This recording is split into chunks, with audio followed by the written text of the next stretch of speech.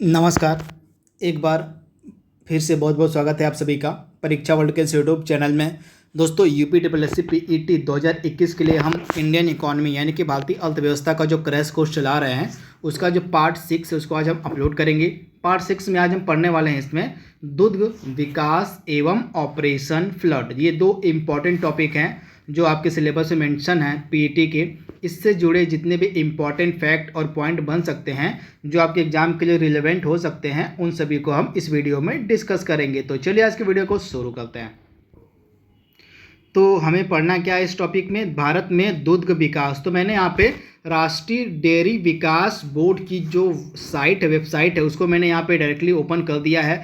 तो इस राष्ट्रीय डेयरी विकास बोर्ड की साइट पे जितने भी इम्पॉर्टेंट फैक्ट मिल सकते हैं और भारत में दुग्ध विकास से रिलेटेड व ऑपरेशन फ्लड से रिलेटेड डायरेक्टली हम इस वेबसाइट से इसको पढ़ेंगे, यानी कि पूरी तरह से ऑथेंटिक जो सोर्स है वहाँ से हम इस टॉपिक को कंप्लीट करेंगे। तो चलिए वीडियो को और आगे बढ़ाते हैं। तो आपने देख लिया यह जो है वेबसाइट है नेशनल डेयरी विकास बोर्ड की भारत की, इसे आप ध्यान दीजिएगा। तो आइए बात करते हैं भारत में ऑपरेशन फ्लड की। तो आप याद रखिएगा, आपको पता होगा कि भारत में दूध उत्पादन को बढ़ाने के लिए, भारत में जो है दूध के उत्पादन को बढ़ाने के लिए एक क्रांति की शुरुआत की गई थी जिसका नाम था श्वेत क्रांति। आपको पता होगा श्वेत क्रांति की जो शुरुआत है भारत में दूध उत्पादन को बढ़ाने के लिए किया गया था। तो आपको यह पता होगा, तो इसे आप ध्यान दीजिएगा। तथा श्वेत क्रांति की गति को और तेज करने के, यानी कि भारत में दूध उत्पादन की गति को और तेज करने के लिए जो है बाद में ऑपरेशन फ्लड को लॉन्च किया गया था। तो इसे आप ध्यान दीजिएगा, काफ़ी इम्पॉर्टेंट यह प्रश्न है। तो यहाँ पे एक प्रश्न आपसे पूछा जाएगा कि श्वेत क्रांति को और गति देने के, यानी कि भारत में दूध उत्पादन के लिए जो श्वेत क्रांति बनाई गई थी उसको और गति प्रदान करने के लिए किस कार्यक्रम को लॉन्च किया गया था? तो ऑपरेशन फ्लड को लॉन्च किया गया था। किसके द्वारा लॉन्च किया गया था? तो वर्गीस कुरियन के द्वारा। जिसे आप याद रखिएगा, भारत में श्वेत क्रांति के जनक कहा जाते हैं वर्गीस कुरियन। तो ये भी फैक्ट काफ़ी इंपॉर्टेंट, इसे आप याद रखिएगा। भारत में श्वेत क्रांति के जनक कहे जाते हैं वर्गीस कुरियन। तो ये नाम काफ़ी इंपॉर्टेंट है, इसे आप ध्यान दीजिएगा।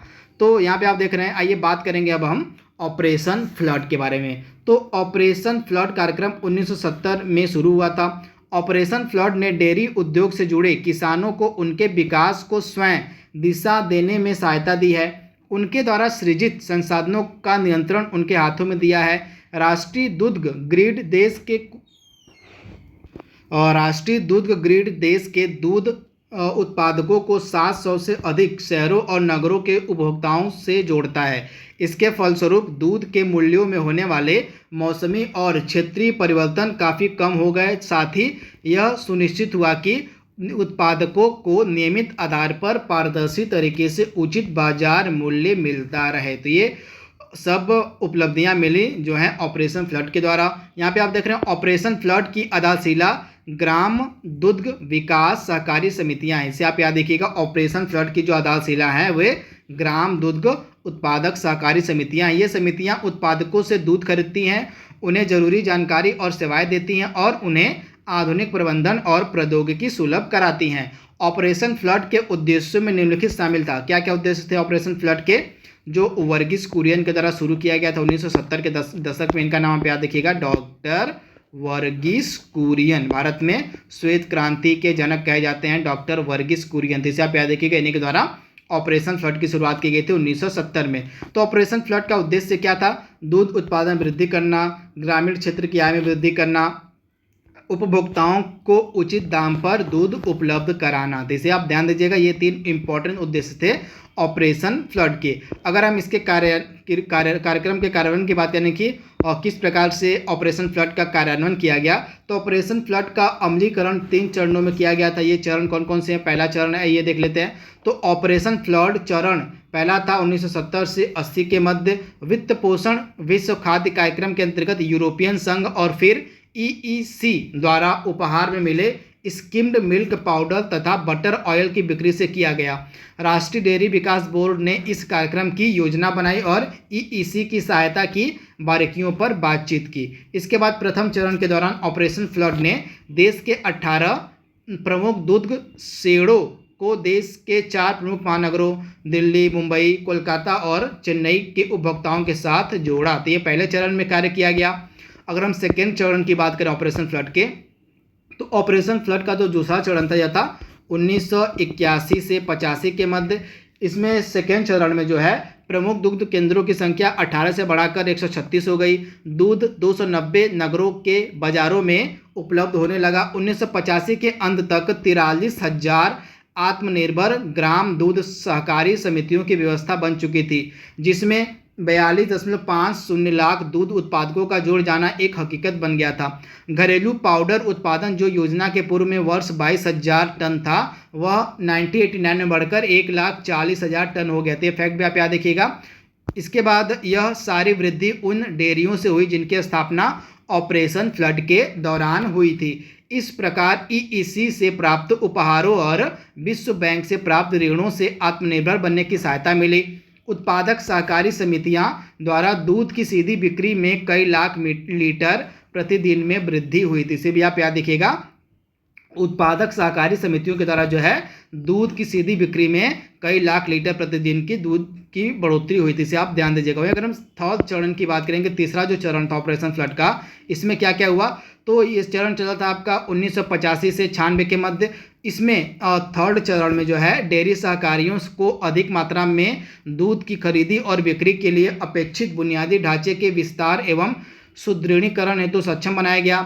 सहकारी सदस्यों की दीक्षा की सघन व्यवस्था के साथ ही उनके लिए प्राथमिक पशु स्वास्थ्य देखभाल सेवा, आहार एवं कृत्रिम गर्भाधान सुविधाओं का विस्तार किया गया। ऑपरेशन फ्लड के तीसरे चरण में जो है भारत के दूध सहकारी आंदोलन को मजबूत किया, जिसमें द्वितीय चरण में गठित 42,000 वर्तमान सहकारी समितियों में 30,000 नई डेयरियां सहकारिताएं जुड़ी।